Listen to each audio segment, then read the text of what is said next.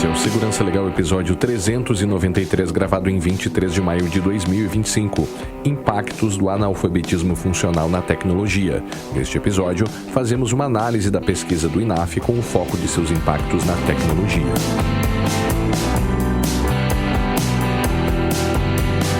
Segurança Legal, com Guilherme Goulart e Vinícius Serafim. Um oferecimento Brown Pipe Consultoria.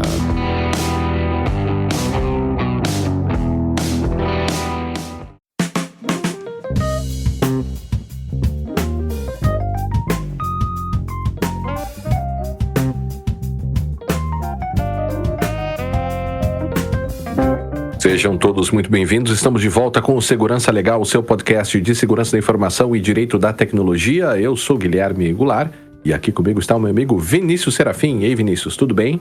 E aí, Guilherme, olá os nossos ouvintes, né, de volta depois que eu... Bom, a gente já estava um tempão sem gravar. Aí, na semana passada eu não consegui gravar, tanto que teve que gravar sozinho. Isso. Então, depois de um longo tempo, olá os nossos ouvintes, então. De novo. Estamos de volta, né?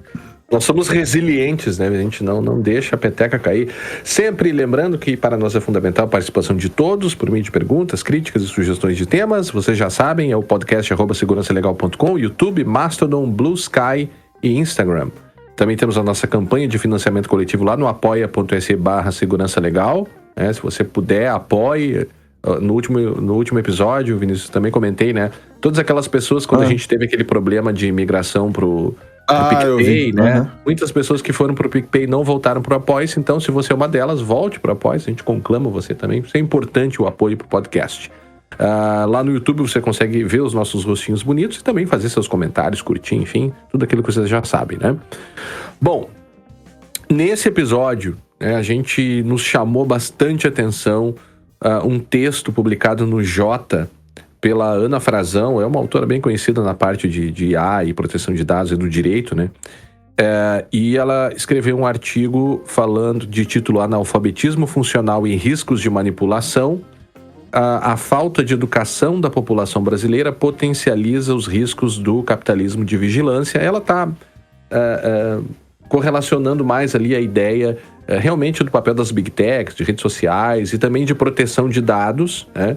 E basicamente ela se baseia numa pesquisa, né, num estudo feito pelo INAF, que daí vai ser justamente, né, o estudo que a gente vai falar aqui, e ela toma como ponto de partida desse estudo que avalia no Brasil aqui o indicador de alfabetismo funcional. Claro, alfabetismo funcional de um lado e do outro lado o analfabetismo funcional. É um conceito bem falado, bem conhecido, fala-se muito no Brasil do analfabetismo funcional, mas a gente vai avançar um pouco aqui, no primeiro momento, tentando e partindo do texto da Ana Frazão, primeiro explicando alguns elementos desse estudo do INAF, e depois falando um pouco sobre os impactos do analfabetismo funcional na tecnologia de maneira geral, mas também falando um pouquinho sobre segurança da informação e também sobre proteção de dados pessoais. Então fique conosco, né, Vinícius? Não saia. Guilherme, e tem uma coisa é muito interessante, gente, porque eu e o Guilherme, a gente tem várias a gente tem vários pontos de contato com isso aqui, que é o motivo pelo qual nos interessou esse estudo, porque tanto eu que o Guilherme somos professores. Eu sou professor já há mais de 20 anos. Comecei a dar aula lá em 99, quando eu estava fazendo meu mestrado ainda. 99, 2000, né, por ali. Em graduação. O Guilherme também já tem uma estrada aí de quantos anos, Guilherme? Uns 10 anos para mais? Na graduação, 11. Mas 11 anos. Muito mais em pós-graduação também, né? A gente tem uma ligação com essa questão do analfabetismo funcional ou alfabetismo funcional, conforme você quer, né? Conforme a gente vai abordar aqui. A gente acompanha essa história, né? Dos alunos que vêm chegando nas universidades, né? As turmas que ao passar do tempo a gente vai recebendo, e as dificuldades que a gente foi percebendo cada vez mais nos alunos. E ao mesmo tempo, nós estamos falando aí de 20 anos atrás, gente, 2000 não tinha iPhone, tá? Não tinha smartphone. iPhone vai aparecer em 2010. iPhone, né? E ali em 2000 nós não tínhamos isso. Acho que, não sei se Orkut, já tinha Orkut naquela época ali. Acho que sim, né, Guilherme? Eu acho não que sei sim. se já existia Orkut em 2000. Mas assim, nós não tínhamos. Então a gente tem... A gente percebe... 2007, tá, Vinícius? Oi? 2007. Mas mesmo assim, é um tempão, né? Então a gente já acompanha esse negócio há muito tempo. E pelo lado da segurança da informação e proteção de dados, e a gente já comentou isso várias vezes aqui no Segurança Legal, nos diversos episódios que a gente falou sobre o uso de redes sociais, sobre crianças na internet, né, sobre esses efeitos, a questão de a necessidade de se compreender o que se está fazendo na internet, assim, a questão de compreensão, de a capacidade de análise, isso a gente já colocou várias vezes aqui ao longo desses anos todos de Segurança Legal. Então, pode parecer, de repente, para você que esse assunto não tem nada que ver com segurança da informação ou não tem nada que ver com proteção de dados, né? E, na verdade, a gente vai ver que não só pelo artigo da Frazão, o sobrenome dela, né? Ana Frazão. Não só pelo artigo que ela faz, a Ana Frazão faz justamente essa vinculação com proteção de dados e tal, mas com todo o contexto da segurança da informação que nós vamos trazer aqui. Então, assim, o tipo de prejuízo que o problema do analfabetismo funcional traz para as pessoas diretamente, né, obviamente, e traz de uma forma meio indireta por meio dos serviços, das empresas e tal, porque não vão pensar, vocês vão ver pelos números que a gente vai apresentar aqui, não vão pensar que analfabetismo funcional tem a ver com o puro e simples analfabetismo no sentido da pessoa não conseguir ler, tá? A coisa é muito mais grave, tá? E vocês vão ver que um percentual bastante relevante da nossa população se enquadra num nível de alfabetismo rudimentar ou mesmo analfabeto, tá? A maioria, esmagadora maioria de elementar para baixo. Mas vamos feito esse introito aí, vamos... eu acho que dá para começar explicando justamente isso, né? Vamos lá. Em primeiro lugar, o estudo ele parte de 4 habilidades, né, que as pessoas teriam, e ele mede essas 4 habilidades. Essas habilidades aqui, e aí você dá uma breve explicação delas, Vinícius. Eu já separei aqui, vamos lá. Em algum momento isso vai ser bem importante ali pra gente entender o impacto disso na segurança, inclusive, né? Então, quais foram as 4 habilidades medidas? Primeira, reconhecer, decodificar. Segunda, localizar, identificar. Fala uma e eu falo outra. Fala uma, eu dou a definição, daí a gente vai lá. Beleza. Então, reconhecer e decodificar. É reconhecer letra, reconhecer um número, um símbolo, elementos gráficos. Notem que é algo bem básico, tá? No contexto digital, identificar ícones, hyperlinks, ou hiperlinks, né? Funções touch, scroll, né? Então, aí vem a aplicação, desde reconhecer sinais de pontuação até navegar em interfaces digitais, certo? Isso é o reconhecer e decodificar.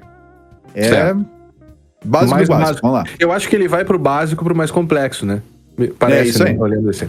Depois é localizar e identificar. Capacidade de encontrar informações específicas em textos e ambientes digitais. Então conseguir encontrar informações, tá, em texto e ambiente digital.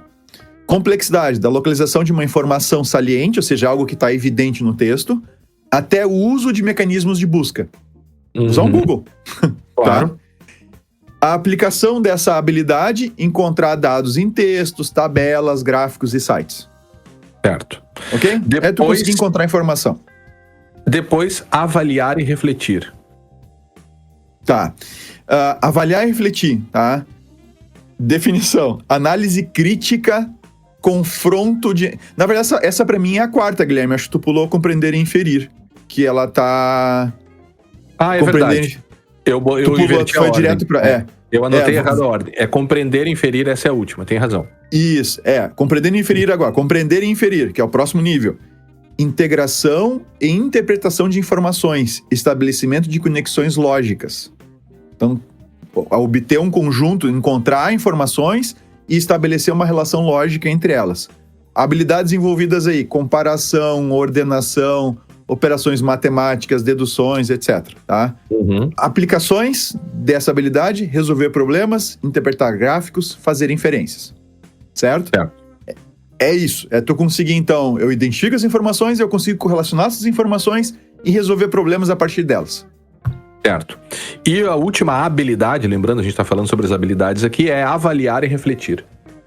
Tá, então, avaliar e refletir, análise crítica, confronto de informações e emissão de pareceres. Notem que o nível aqui é um nível acima do compreender e inferir. Compreende e inferir, correlaciona, estabelece conexões lógicas. No avaliar e refletir, como o próprio nome está avaliando, está refletindo sobre aquilo que tu levantou. Então, capacidade de fazer análise crítica, confrontar informações, emitir pareceres. A complexidade envolvida é verificar veracidade, identificar viés, né? Fazer julgamentos éticos. A aplicação, cara, eu gosto muito desses exemplos aqui. Avaliar fake news. Então, tu vê uma notícia e tu consegue identificar que essa notícia é falsa. Tá? Eu até comentei, vou dar um exemplo rapidinho aqui. Mais de uma vez eu vi pessoas na imprensa citando a greve de robôs na Índia. Tá? E, cara, é uma pesquisa muito simples, tu pensar um pouco do que a gente tem agora nesse momento. O pessoal assume, às vezes, extrapola um pouco o que a TI, o que os robôs podem fazer, né? E assim, aí tu vai atrás, tu vai ver que não foi isso, foi um experimento que foi feito, etc. Não tem nada a ver com greve de robô. Então, eu consegui avaliar uma fake news, desde uma coisa simples assim, até coisas envolvendo política e tudo mais. Analisar argumentos, então tu vê quando o argumento é falso, né? Tomar decisões fundamentadas, tá? Esse é o último nível, avaliar e refletir. Né? Então, a gente tem... Lembrando... Oi. Não, só lembrando que aqui a gente está fazendo um resumo, né? Porque tem uma tabela, a gente até pode deixar depois no que sai a matriz de habilidades do INAF, que é bem mais complexo, tem uma série de habilidades, subhabilidades, enfim. É um resumo aqui só para posicionar o autor na mesma o ouvinte, né, na mesma página que a gente. E é bem importante que vocês tenham essas quatro coisas, essas quatro habilidades, né, em mente na sequência do episódio. Então, se quiser voltar e ouvir de novo para gravar bem, tá? É bem importante, porque você entendendo quais são essas habilidades, a gente precisa entender a definição dessas habilidades que eles usam no estudo para conseguir reconhecer a gravidade da nossa situação, tá? Que é o que nós vamos ver na sequência. Bom, depois disso, depois que eles avaliam essas 4 habilidades, eles partem para encaixar as pessoas avaliadas em 5 níveis, que são os seguintes. Tu vai querer explicar cada um deles de novo? Tá. Primeiro é o analfabeto. Tá. O analfabeto, ele não consegue, ele tem dificuldades básicas em reconhecer e decodificar. Aquela história de ver os símbolos que a gente falou agora há pouco. Tá? Não reconhece direito letras, não reconhece direito números, ou símbolos, gráficos, etc. Tá? Não consegue identificar sinal de pontuação, sinais matemáticos. Então o cara vê um E de somatório, por exemplo, aquele, né?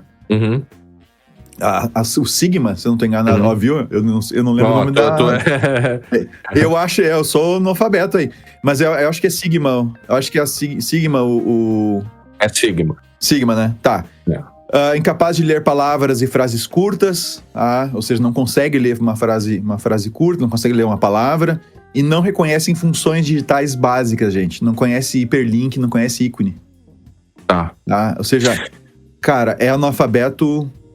Assim, é um nível bem delicado de falta de capacidade de reconhecer símbolos e tudo mais. Esse é o nível analfabeto. Tá? Depois vem o rudimentar. O rudimentar, ele tem capacidades limitadas, ou seja, consegue reconhecer e decodificar básico, letra, número, né, um símbolo, uma placa. Consegue localizar informações explícitas ou salientes, informações que são óbvias no texto, tá? Tem dificuldade em compreender e inferir, tá? Que a gente estava falando antes, no sentido de integrar, interpretar informações, tá? Consegue pegar o óbvio, mas tem dificuldade de estabelecer relações entre informações que está levantando, resolver problemas, fazer... Então tem dificuldade em compreender, inferir e avaliar e refletir. Claro que é uma consequência, né? Se não consegue compreender e inferir, o avaliar e refletir vai pro balaio junto. Porque daí tu não consegue identificar, racionalizar sobre argumentos, tomar decisões fundamentadas e tudo mais. Tá? Uhum. E o elementar? Sim, ele ainda cita aqui um exemplo, né? Localiza o número de telefone, datas, mas não fazem conexões. Isso é o rudimentar. E o elementar? O elementar, competências intermediárias, bom desempenho em reconhecer e localizar. Então, consegue reconhecer os símbolos e consegue localizar as informações. Em contexto simples, consegue compreender e inferir. Ou seja, consegue levantar as informações e estabelecer relações lógicas entre elas. Consegue preencher formulários e comparar informações básicas. E tem dificuldade em avaliar e refletir. Ou seja, não identifica fake news ou algum tipo de viés no que está sendo lido. Tá? Esse é o elementar. E depois já ir os dois tu já lê de cara, que é o intermediário e o proficiente. Tá, aí o intermediário tem competências avançadas. Domina os 3 primeiros grupos de habilidade, ou seja, domina o reconhecimento e decodificação, domina a localização de informações e compreende e domina e domina a inferência e a correlação, tá? Então, esse é o intermediário. Ele consegue avaliar e refletir, ou seja, avaliar e refletir está em desenvolvimento no intermediário, não está pleno, mas está em desenvolvimento, a capacidade de avaliar e refletir. Consegue resolver problema complexo, identifica evidências em argumentos que estão sendo dados, ou seja, quando o argumento tem evidência e se elas são válidas, ou se o argumento não tem evidência nenhuma. E tem limitação em análises críticas sofisticadas. Tá? Esse é o nível intermediário. Dá pra se dizer políticas aí. Políticas, inclusive, né? Políticas, inclusive, sim. Tá? Qualquer coisa um pouco mais sofisticada tem limitação. E o nível proficiente, aí são as competências plenas. Domina todos os 4 grupos de habilidades que a gente comentou, avaliam a veracidade de informações, elaboram sínteses e argumentações, tomam decisões baseadas em análises críticas, ou seja, eu não vou fazer uma coisa só porque o Guilherme disse que eu deveria fazer, eu consigo avaliar o que ele está me dizendo, ir atrás dos argumentos dele, ver se tem evidência que ampara, e aí eu vou tomar a decisão de fazer alguma coisa ou não, e navegam competentemente no ambiente digital. Esse é o proficiente. Então, os 5 níveis é o analfabeto, o rudimentar e o elementar. Esses 3 é bem crítico a situação aí, né? Intermediário melhora bastante e nível proficiente, obviamente, é proficiente, né? É o pleno, né? Eles, inclusive, eles agrupam o nível intermediário e o nível proficiente em alfabetismo funcional pleno. Tá? O nível intermediário e o proficiente. E agrupam o rudimentar e o analfabeto. O elementar fica sozinho no meio do caminho, tá? Ele é analfabetismo funcional mesmo, tá? O nível rudimentar e o nível analfabeto. Tá? Esses são analfabetismo funcional, tá? E o elementar fica ali boiando entre os dois, tá? Certo. É isso aí. Esses são os parâmetros que eles utilizaram, tá? na classificação. Vamos a alguns dados, então, aqui, e assim, como sempre a gente diz, né, quando a gente fala sobre um estudo, sobre um artigo, sobre um livro, você ouve podcast, mas depois vai lá ler o livro também, né, no caso que vai lá ler o estudo também, caso lhe interesse, enfim, para chegar a ler as suas conclusões também, né. Então, ele tem uma série histórica, e o estudo começa fazendo essa avaliação, assim, né, que ao longo dos anos houve, de fato, uma diminuição no analfabetismo no Brasil. Mas o nível de proficiência não se alterou em toda a série histórica. Então a gente está resolvendo um problema que tem que resolver mesmo, ou seja, você tem que eliminar, eu não sei se é possível, acho que sim, imagino que sim, né, mas enfim. Mas assim, tem que caminhar na eliminação do analfabetismo, sim, isso é muito bom. Mas assim, isto não é suficiente se você não consegue aumentar o nível de proficiência, que na série histórica fica basicamente em torno de 12%. Então, 12% da população somente, e é pouco, me parece que é pouco, né? Tenho certeza que é pouco, na verdade, somente 12% é considerada proficiente. Então, diminui-se o analfabetismo, mas não se avança no aumento da proficiência, né?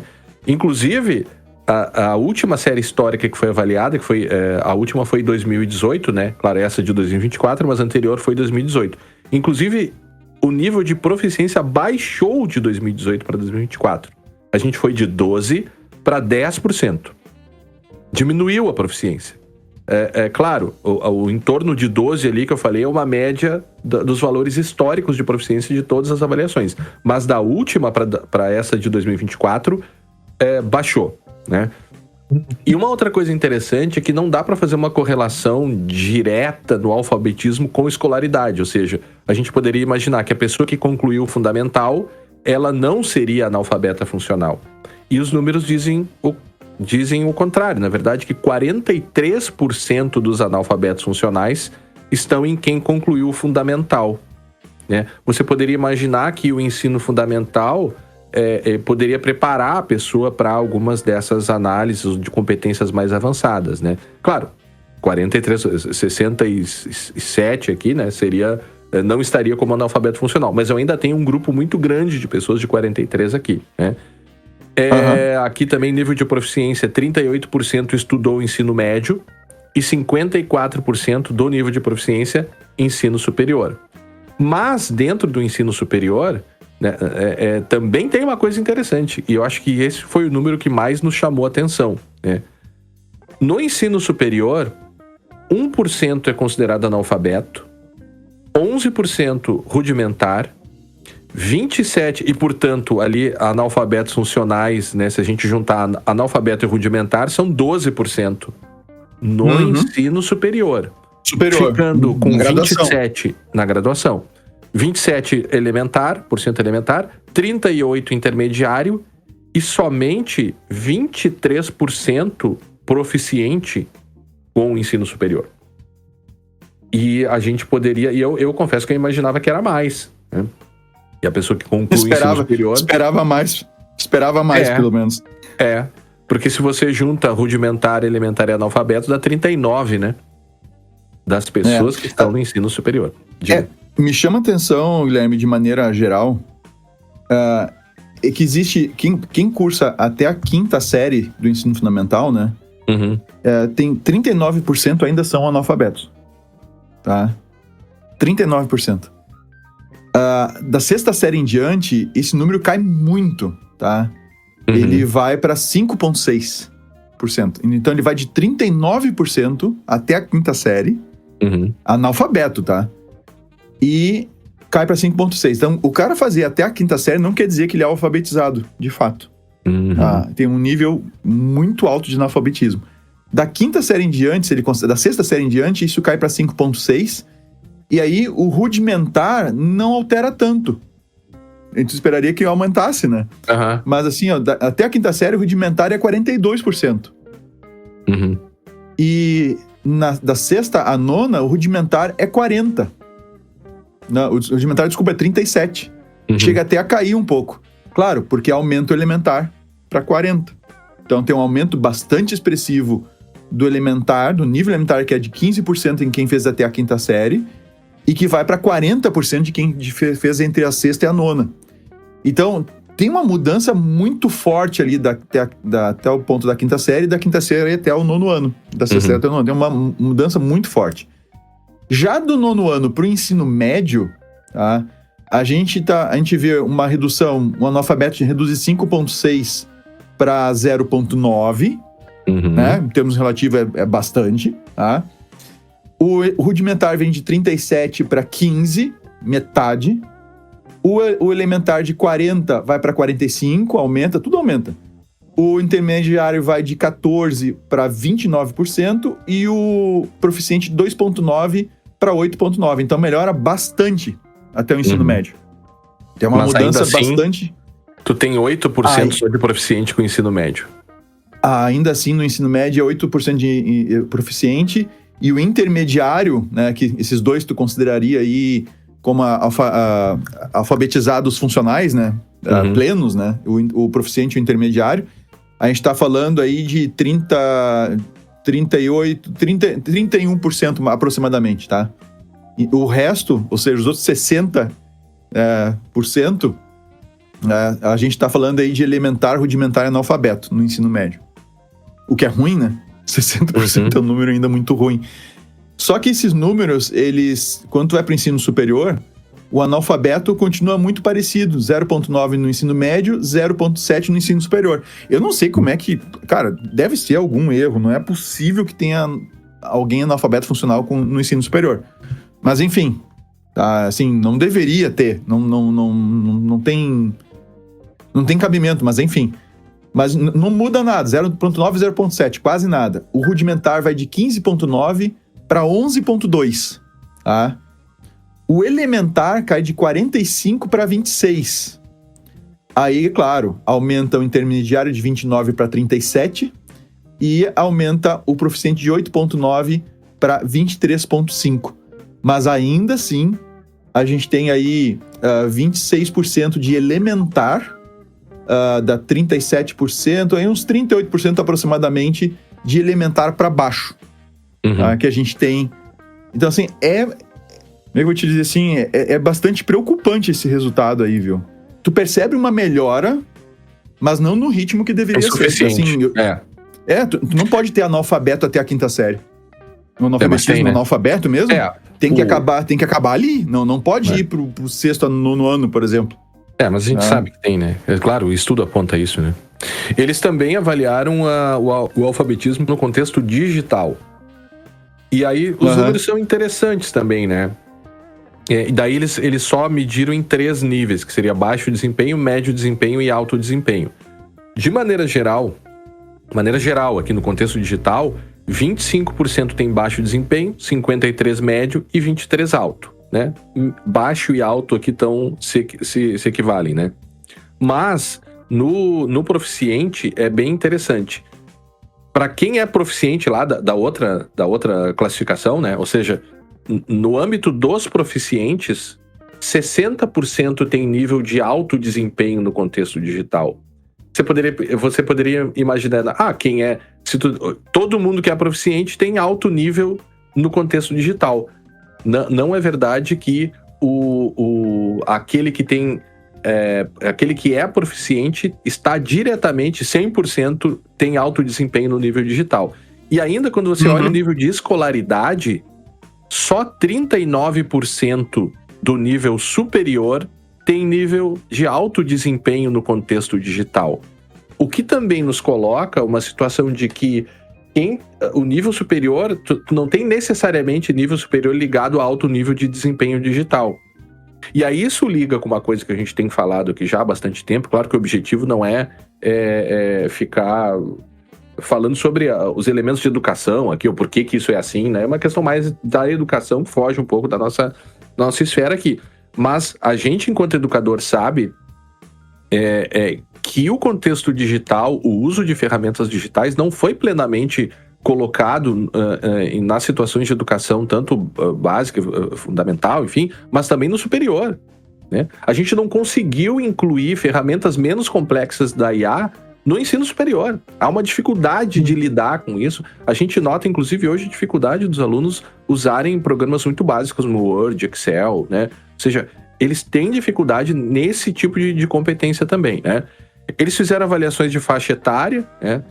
E é interessante porque 36% aqui, ainda dentro do contexto digital, de 15 a 29 anos tem alto nível de desempenho, e 6% só teria nível alto na faixa etária de 50 a 64. Que é uma coisa que a gente percebe, né? É previsto a própria ideia de exclusão digital, a dificuldade que as pessoas mais velhas teriam nos contextos digitais. Isso fica bem marcado, é 6% só nível alto nessa faixa etária. Eles também fazem algumas avaliações sobre municípios, enfim, mas eu gostaria de trazer alguns outros elementos aqui, que é o seguinte, né? Que outras coisas, para além desses números, eu acho que ficou bem claro, né? E claro, quem tem mais curiosidade nos números vai lá no estudo. É que o Brasil, a gente pode adicionar outros elementos aqui a toda essa história que a gente está falando aqui. O Brasil hoje é o segundo lugar no mundo em tempo de tela. Eu tenho esses números ali de 2023 ou 2024, agora eu perdi o ano aqui, mas não é desse ano, né? Só perde para a África do Sul. Claro que não dá para fazer uma relação de causa e efeito. A gente tem aqueles estudos do NIC e tudo mais que dão um pouco mais, delineiam um pouco mais os hábitos de uso e de navegação, mas assim, se os dados demonstram uma tendência de analfabetismo funcional no Brasil, um país que é o segundo lugar do mundo em tempo de tela, 9 horas e pouco, 9 horas e 30, uma das reportagens que eu estava lendo, né, diz que o brasileiro fica mais tempo usando tela do que dormindo, que é uma constatação impressionante, né? É que o Brasil acaba sendo um campo muito frutífero para tentativas de manipulações muito variadas. Não somente em questões políticas, não só isso, né? A gente está tendo agora a CPI das bets, né? Não sei se você acompanhou aí, Vinícius, mas então tem uma CPI com, né, toda aquela coisa e tal, de influenciadores, né? Que eu confesso que eu desconhecia e fiquei contra a minha vontade descobrindo, né? Que eles influenciavam pessoas a jogar bets, e claro, né, a própria percepção e as habilidades que você tem que ter para entender o que é cassino virtual, por exemplo, cassino digital, né, e todas as implicações de algoritmos que você nem imagina como funcionam e você tá dando dinheiro para um negócio desse. E a própria lógica... e a própria lógica de tu saber que esses jogos são feitos para te perder. A ideia, esses jogos não são feitos para te ganhar dinheiro. Eles são feitos para te entreter em troca do teu dinheiro. Tu te entretém com aquilo ali e tu paga para esse entretenimento. E paga bem. Paga bem pago.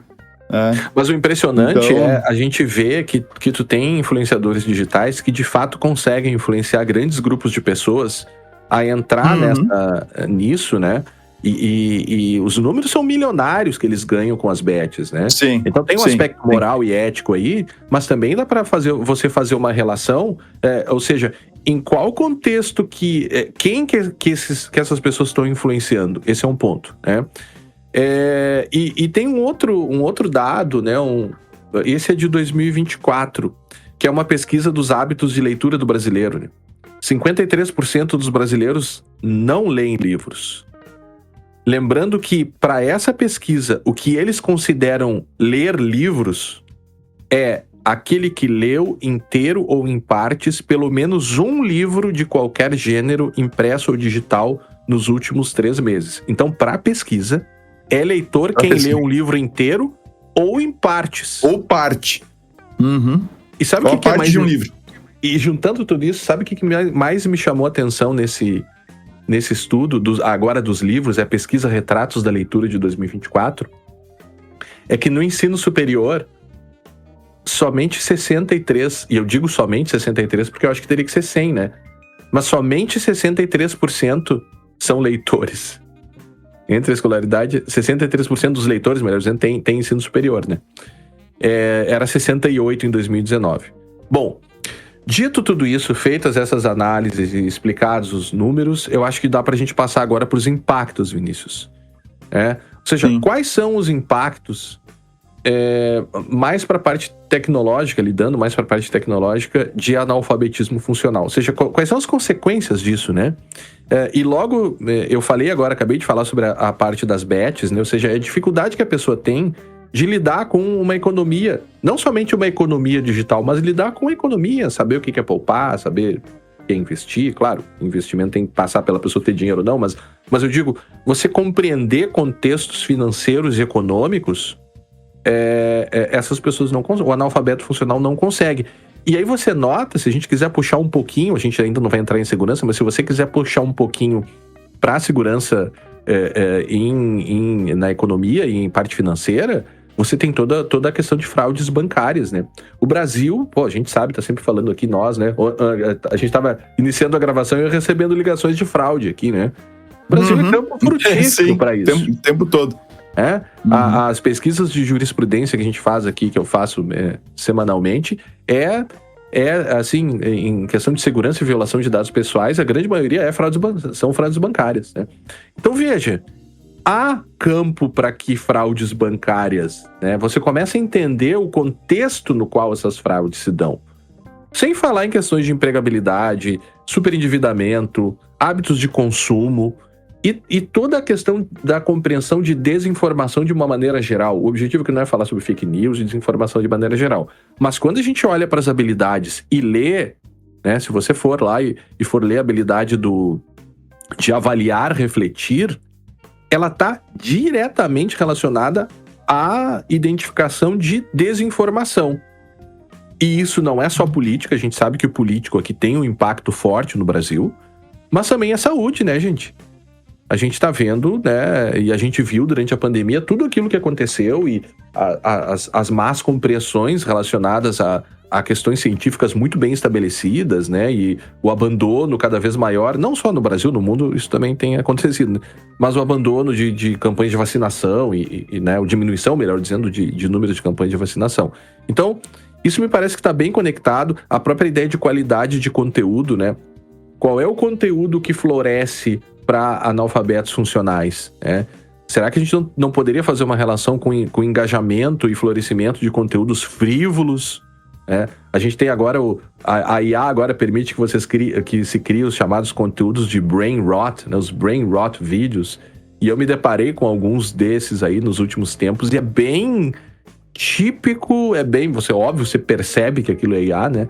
Mas assim, será que não dá para fazer uma relação entre o analfabetismo funcional e o consumo desse tipo de conteúdo também? Acho que poderia ser algumas das primeiras consequências aí, né, Vinícius? Nós temos também os impactos, obviamente, no âmbito da segurança, né? Quais são os impactos de uma pessoa com esse nível de analfabetismo funcional para sua vida, né? Como é que ela lida com aspectos relacionados à segurança, né? Eu acho que um dos primeiros aspectos, Vinícius, e claro, isso atinge todas as pessoas, né? Porque o phishing é uma coisa muito mais complexa, mas é inegável que a grande parte dos phishing são identificáveis, né? Na real, né, a gente tem... Quando a gente vê a falha, quando a gente vê a classificação que foi feita dos níveis ali que a gente falou, que a gente comentou no começo, né? Em que até o terceiro nível, em essência ali, a terceira habilidade, não o terceiro nível, mas daí acaba mapeando ali pro terceiro nível, que é do elementar para baixo, né? O elementar e o rudimentar e o analfabeto. Até o elementar, há uma dificuldade bastante grande de se identificar as informações, fazer a correlação entre elas. E, naturalmente, são vítimas perfeitas para um phishing, né? São vítimas perfeitas para... E tanto que a gente vê golpes que nem são tão sofisticados assim, em que o atacante simplesmente... O criminoso, ele pede para a pessoa fazer coisas absurdas, como instalar eu sou do teu banco, instala um aplicativo aqui no teu celular, e tu pega o teu celular, tu não bloqueia ele e põe ele virado para baixo. Com a tela virada para baixo assim na mesa. Cara... Tem um monte de gente que caiu nesse golpe, entende? E qual é a lógica de eu virar a tela do telefone para baixo? Entende? Claro, o criminoso está pedindo para fazer isso, para a pessoa não ver que ele está usando ali ele fez um acesso anterior ali junto com a pessoa, mas para a pessoa não ver que ele está fazendo uma nova operação ali, um Pix ou coisa parecida na conta dela. Em que momento a pessoa não se liga de qual é o sentido de botar o telefone com a tela virada para baixo? Isso é uma coisa... É um phishing ainda mais rudimentar do que um e-mail bem elaborado. Tá? Tem um outro golpe que eu fiquei sabendo recentemente, eu não conhecia, que tu vai lá, desses golpes que tu vai lá, tu anuncia alguma coisa em algum lugar e a pessoa diz, anuncia aqui no Mercado Livre que daí fica mais garantido pra comprar, eu compro de ti. Aí tu vai lá, anuncia no Mercado Livre, aí o próprio criminoso te manda um e-mail dizendo que é do Mercado Livre, não é? Pedindo, tu tem que depositar um valor aqui pra, né, mandar um valor calção aqui, um valor pra poder mostrar que pra validar aqui o teu anúncio e tal. Aí o cara dá o dinheiro ali, né, paga um Pix que não vai pro Mercado Livre, certamente vai pra uma outra conta qualquer, então a pessoa não verifica ali. E aí ela no e-mail vem dizendo que ela vai obter o dinheiro de volta, não sei o que e tal. E ela não consegue, aí uma pessoa se oferece para ajudar ela a recuperar esse dinheiro do Mercado Livre, aí a pessoa pede os dados e aplica mais um, entende? Aí faz empréstimo em banco, aí aplica de um golpe ainda mais, vai mais adiante ainda no golpe. São golpes nem tão, vamos assim, relativamente, não vou dizer que é complexo, ele tem uma série de passos, né? Mas são golpes rudimentares, vão lá, né? fazer um Pix pra uma conta que não é do Mercado Livre, achando que tá dando dinheiro pro Mercado Livre, né? Tu achar que tem que pagar um valor alto para conseguir botar um anúncio no Mercado Livre, uma coisa que se tu pesquisar na internet e ver como é que faz. Então a gente tem uma série de situações ainda mais fáceis do que um phishing, sabe? Mais rudimentares do que um phishing por e-mail bem elaborado. E sem contar daí os bem elaborados, que esse é outro, usando dados vazados, etc., que Claro. fica ainda pior, né? Eu não acho que a gente possa, né, chegar à conclusão de que toda pessoa que é proficiente vai ser imune à engenharia social. Não é isso. Não é isso. O Troy Hunt, de novo, aí caiu esses dias num phishing lá nos Estados Unidos, um dos maiores pesquisadores de segurança do mundo. Mas o ponto é que eu acho que, e eu tenho certeza que há uma relação, claro, né? É mais fácil enganar um analfabeto funcional do que uma pessoa que tem um alto nível um nível de proficiência, né? Quer ver outra coisa? É a dificuldade dessas pessoas serem treinadas, né? Porque receber treinamentos, manter um comportamento seguro, e não é somente uma questão de identificar. E mais uma vez, claro, todo mundo baixa a guarda quando se fala em segurança às vezes, né? Mas assim, receber um treinamento de segurança que vai implicar em você realizar uma série de avaliações, né?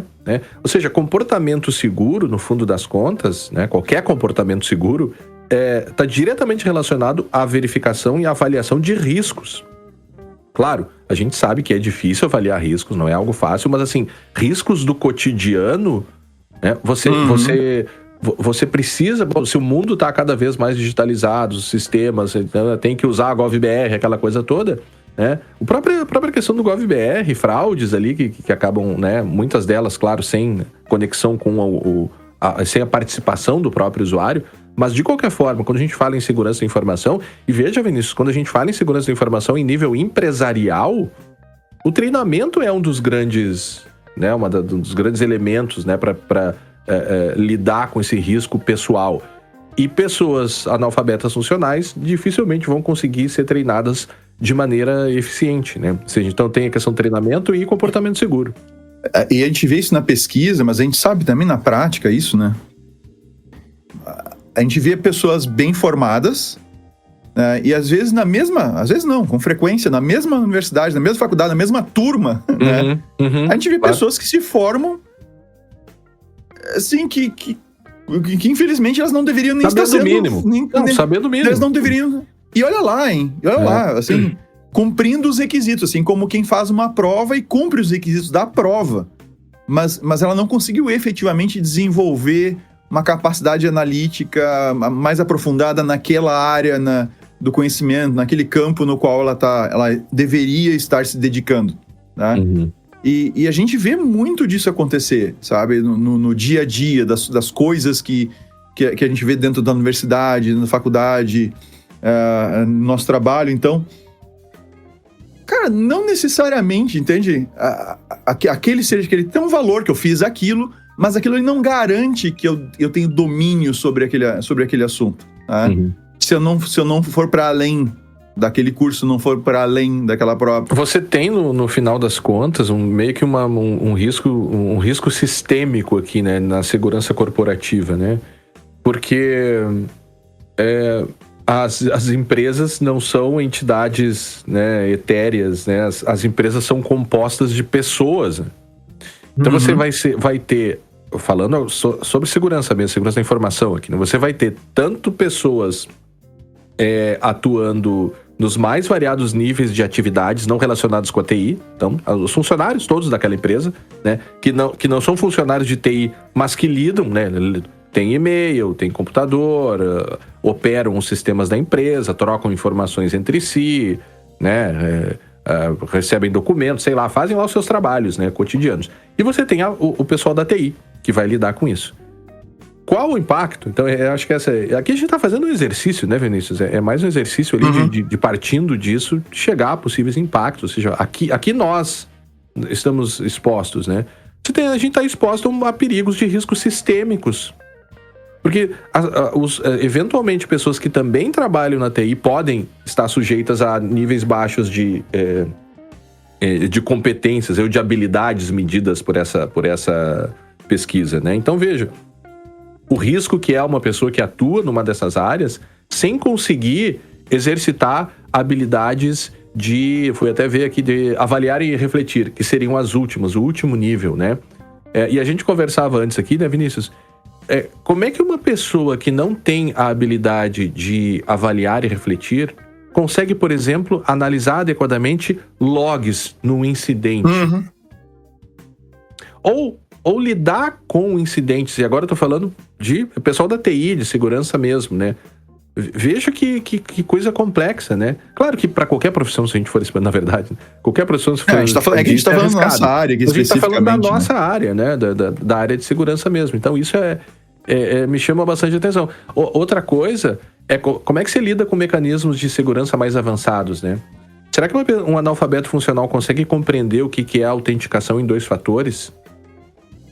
Né? Que é algo que para nós é muito simples. Ou será que um analfabeto funcional consegue saber como lidar adequadamente com as suas senhas?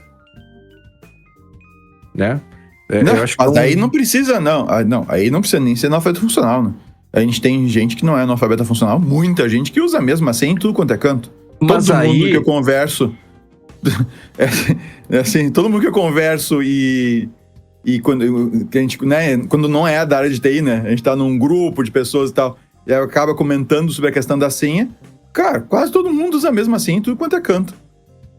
Mas o meu ponto é o seguinte, mais uma vez, eu não faço uma relação direta entre as coisas, mas o que eu quero dizer é que se você precisar explicar autenticação em 2 fatores e gestão adequada de senhas, eu acredito que vai ser muito mais difícil você conseguir explicar isso para um analfabeto funcional do que para um proficiente. Porque às vezes a pessoa não tem a informação, não é a área dela, isso é compreensível. O ponto é, ligado com aspectos de segurança, até do próprio treinamento, né?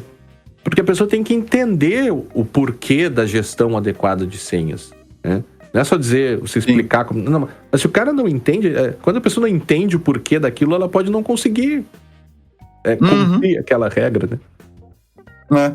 Eu vou trazer alguns cenários aqui, Guilherme, que eu separei alguns cenários de alguns exemplos de riscos, tá? São cenários mesmo, tá? Alguns ali vão meio que se sobrepor a coisa que tu já colocou.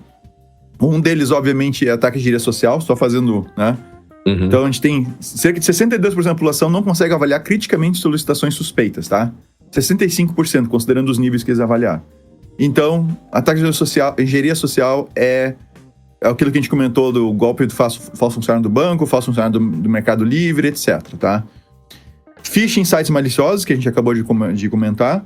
A gente teria 29% da população que, dentro desse cenário, não seria capaz de reconhecer uma URL, um endereço suspeito, 29%, e 35% identificam que é um link, mas não avaliam a segurança, tá?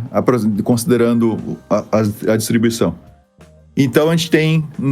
O phishing funciona muito bem e a gente sabe que funciona muito bem, né?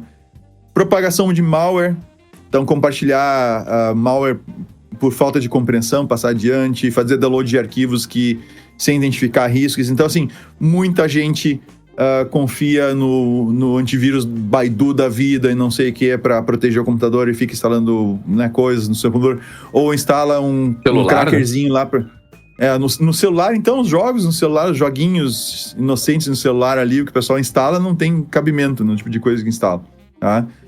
Vazamento de dados pessoais, configurações de privacidade inadequadas. Aqui, cara, é muito comum.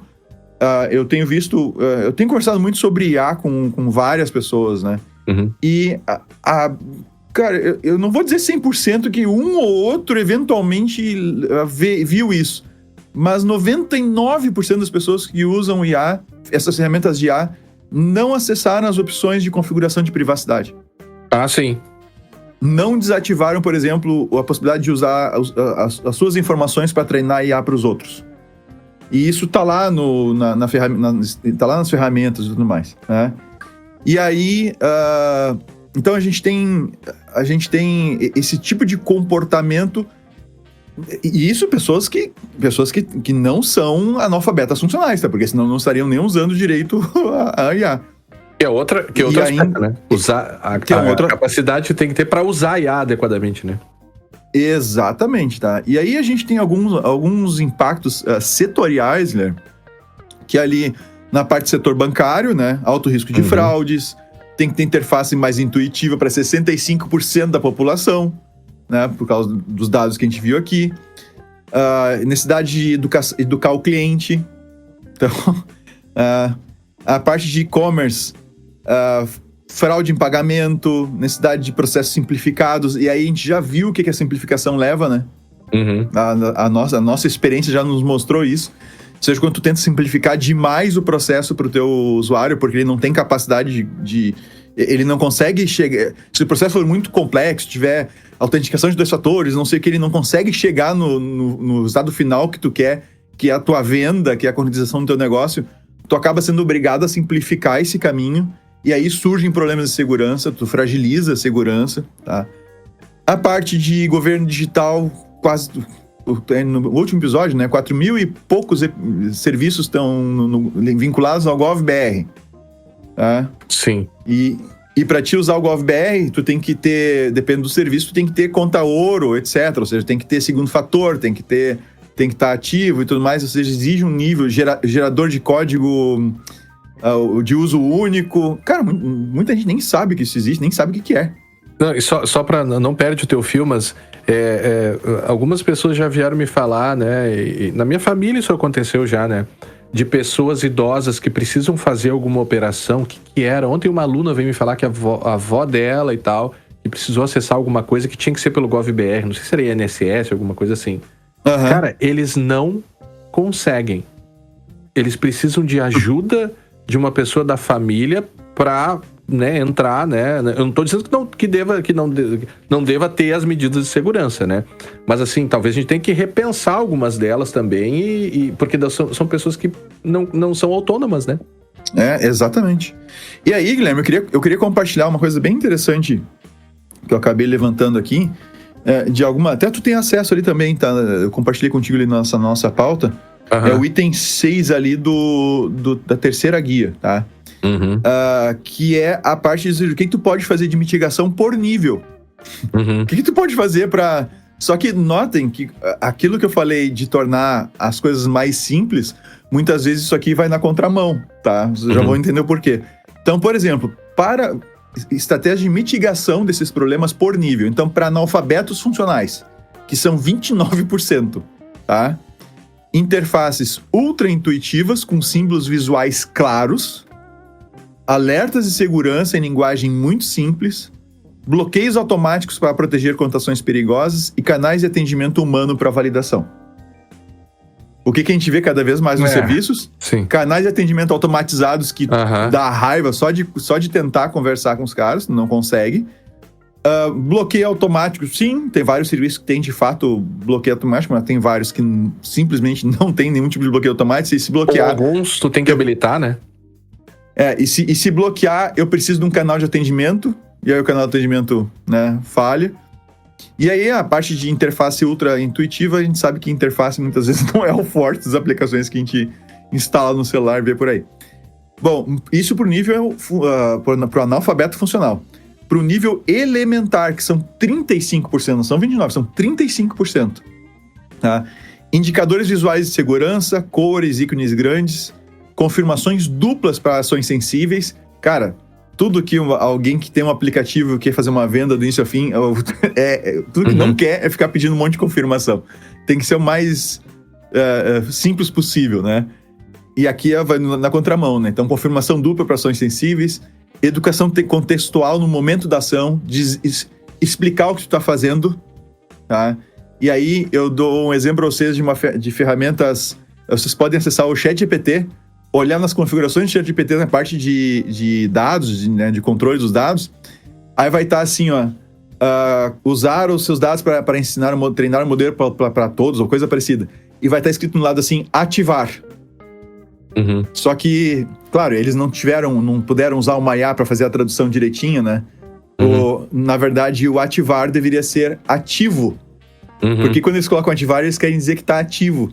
Se tu clicar ali, não, eu quero ativar. Se tu clicar e desativar, tu vai voltar e vai estar escrito desativar. Aí tu presume que se estivesse ativo e que tu quer desativar. Não quero desativar, deixa assim, tá tudo certo. Então, não tem explicação nenhuma ali. É simplesmente esse negócio desse jeito. Isso já ainda induz o cara a erro. Então, é justamente o contrário do que está sendo indicado aqui. E ferramentas de verificação automatizada. Tá? Para o nível intermediário e proficiente, aí sim, ferramentas avançadas de análise de segurança, relatórios detalhados de atividade. Por exemplo, o Google oferece relatórios de atividade.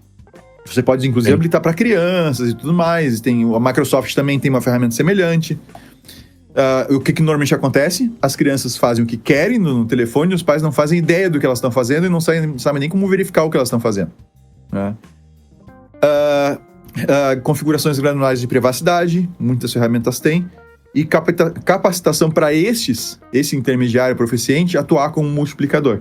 Isso são algumas recomendações de estratégias, né, para se tentar mitigar esse problema que a gente tem na segurança da informação. Em decorrência desses níveis de alfabetismo funcional ou de analfabetismo funcional, né? Você teria que estar no mundo perfeito, né? Porque, claro, que teria que considerar também o fato de que os interesses, muitas vezes, quando aí começa a falar em privacidade, né? Você tem justamente práticas das grandes big techs, que é justamente fazerem com que tu não desabilite, né, as práticas deles de coleta de dados pessoais, porque a gente vive na economia de dados pessoais, né? Então, quando você fala ali indicadores visuais de segurança e tudo mais, ou cores diferentes, né, que seria uma questão de design, a gente tem justamente vendo o contrário, que daí afetaria mais ainda os analfabetos funcionais, que são os deceptive designs lá, né? Os UX lá, que são feitos para te levar a a fazer uma escolha de segurança, ou fazer uma escolha, sobretudo de privacidade, muito mais, né? Mas fazer uma escolha de privacidade que te seja prejudicial. E aí a gente entra no meu último comentário aqui, Vinícius, que seria sobre proteção de dados, né? A gente se baseia muito, pelo menos aqui no Brasil, né, numa pretensa capacidade que o titular de dados teria de efetuar adequadamente a gestão e o controle dos seus dados pessoais e da sua privacidade. Lá na Europa, e até autores famosos como o Daniel Solove, ele já verificou isso, né? Que a gente está chegando, inclusive a legislação europeia vai nessa linha também, a nossa idealmente deveria ser assim, mas não basta eu só me fiar no consentimento. Né? O consentimento, e aí tem aquela ideia da fadiga do consentimento, né? Do cansaço do consentimento, no sentido de que as pessoas não conseguem mais lidar, não é o único, não deve ser o único, não devo apoiar toda a minha ideia de proteção de dados no consentimento, porque as pessoas não conseguem entender, a grande maioria das pessoas não consegue entender, não consegue avaliar e tal. Então, se em países desenvolvidos já se notou que é difícil lidar com consentimento, imagina em um país em que eu tenho o uso do consentimento para analfabetos funcionais. Né? Porque veja, o consentimento ele tem que ser válido e ele tem que ser informado. Né? Como é que eu vou falar em consentimento informado se as pessoas não conseguem entender a que elas estão consentindo? Eu estou consentindo em face de quê? Né? Uma coisa que acontece muito no setor bancário também, amplamente discutido pela jurisprudência, é que dizem, foi contratado um empréstimo bancário e a prova do consentimento do contrato de empréstimo seria a biometria da pessoa, ou seja, ela deu o rosto para ser fotografado. Né? Será que o analfabeto funcional consegue entender que deixar o seu rosto ser fotografado para biometria representa o consentimento em um contrato? Olha, eu diria que existem diversas formas de você montar todo o sistema para que ela não perceba que ela está contratando, inclusive, né? Mas enfim, então esse exercício no âmbito da proteção de dados, do consentimento e a própria compreensão de todas as políticas de privacidade, que a gente brinca que ninguém lê mesmo, mas assim, elas são compreensíveis, né? E aí o próprio papel do profissional de segurança e de proteção de dados, né, para lidar também com talvez, como você colocou, elementos mais... usar a própria interface para explicar melhor aquilo, políticas de privacidade colocadas de forma mais facilitada. Claro, eu posso ter a versão completa e tal, mas como algumas fazem com resumos, com colocações e tudo mais, né? Mas, no final das contas, a autogestão da proteção de dados, né? Ou seja, como a própria pessoa lida com os dados pessoais, como ela lida com a sua privacidade, implica justamente em você ter a habilidade de avaliar e refletir.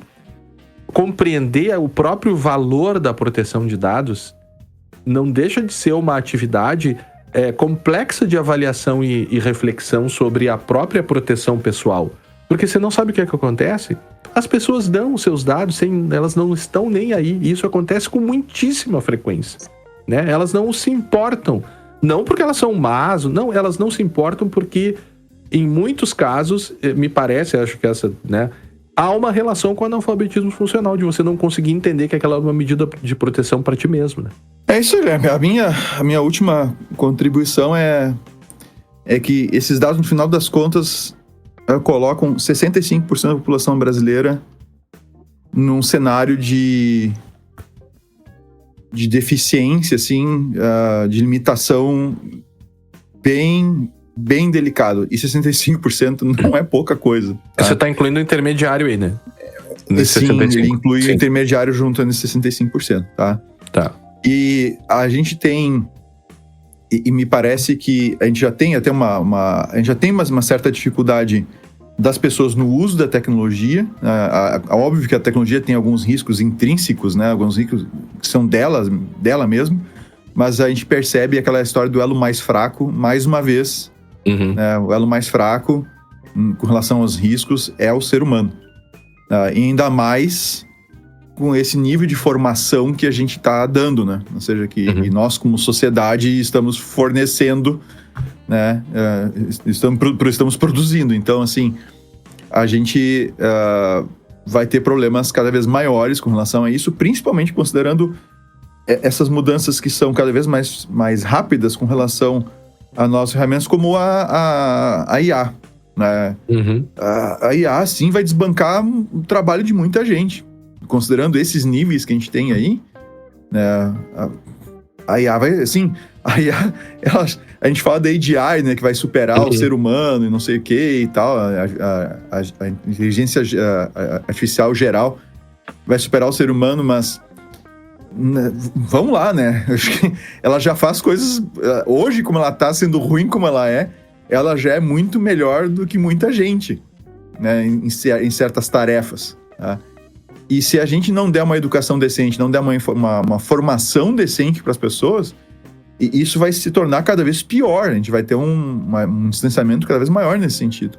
Isso é desigualdade, É desigualdade, sim. E as consequências disso são meio imprevisíveis, porque não é só o fato do indivíduo não conseguir fazer uma coisa para ele. É nós, como sociedade, da gente tentar funcionar, sabe? A gente tentar ter desde tu ter um bom atendimento quando tu vai num hospital, quando tu vai numa entidade qualquer, uma instituição qualquer, seja do governo ou privada, ou seja mesmo na rua, né? Das coisas mais básicas de educação no trânsito, por exemplo. Claro. Tudo isso é afetado por essa falha, vamos dizer assim, na formação que a gente está tendo. E é uma falha que, uma histórica, vez que tu perde... É uma falha histórica. E depois que tu perde um certo momento na vida do indivíduo para estabelecer essa formação, depois vai ficando cada vez mais difícil. Não é uma coisa que depois a gente vê e dá um jeito. Não, tu tá produzindo gerações com esses problemas. E aí, ainda mais com... a gente vê o pessoal cada vez mais utilizando, né, as crianças utilizando a internet sem controle, a ponto das escolas terem que proibir. Por que as escolas têm que proibir? Porque os pais não estão fazendo a sua parte em casa, sabe? Chega num ponto que a escola tem que proibir a criança de levar um celular para a escola, porque senão ela não faz outra coisa que não ficar dentro do celular, usando o celular. Porque é o que ela faz em casa. Sabe o que as crianças têm feito agora que elas não estão mais usando o celular na escola? Eu vi uma reportagem esses brincando. dias. Em uma, eu não estou dizendo que isso está acontecendo, uma escola, a bibliotecária impressionada com as crianças invadindo a biblioteca. Sim. Elas estão lendo. Então, assim, a gente...